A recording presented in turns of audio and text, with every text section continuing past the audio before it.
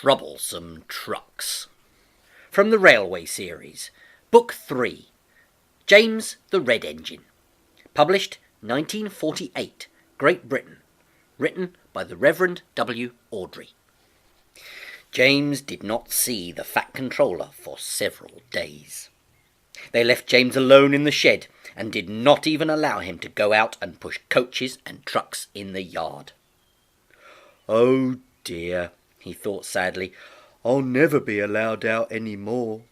I shall have to stay in this shed for always, and no one will ever see my red coat again.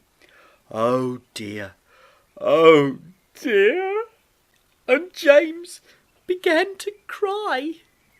But just then the Fat Controller came along. I see you are sorry, James," he said.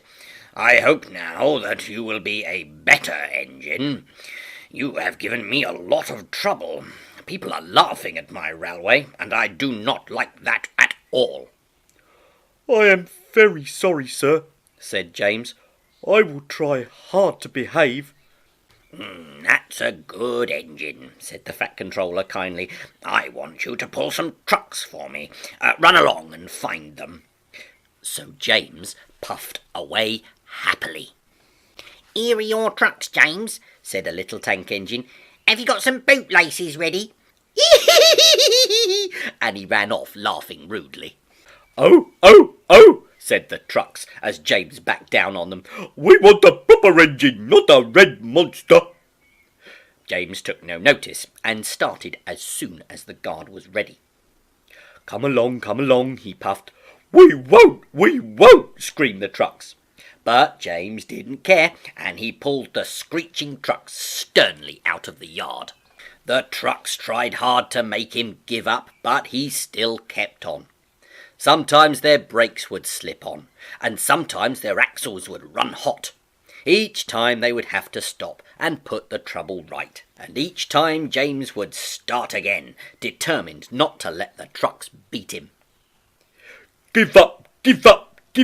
You can't pull us, you can't, called the trucks. I can and I will, puffed James. And slowly but surely he pulled them along the line. At last they saw Gordon's Hill just ahead.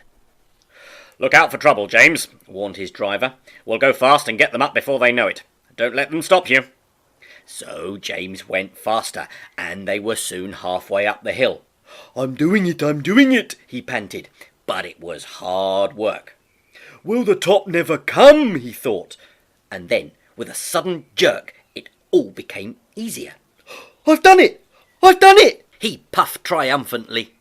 Hurrah, he thought, it's easy now. But his driver shut off steam. "They've done it again," he said. "We've left our tail behind."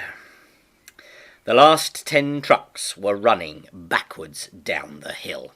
The coupling had snapped. But the guard, he was very brave.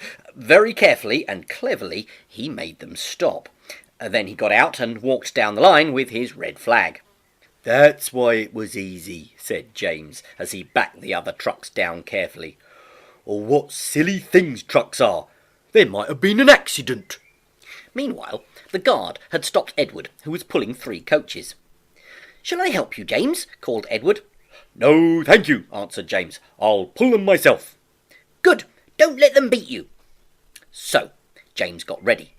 Then, with a peep, peep, he was off. I can do it, he puffed. He pulled and puffed as hard as he could.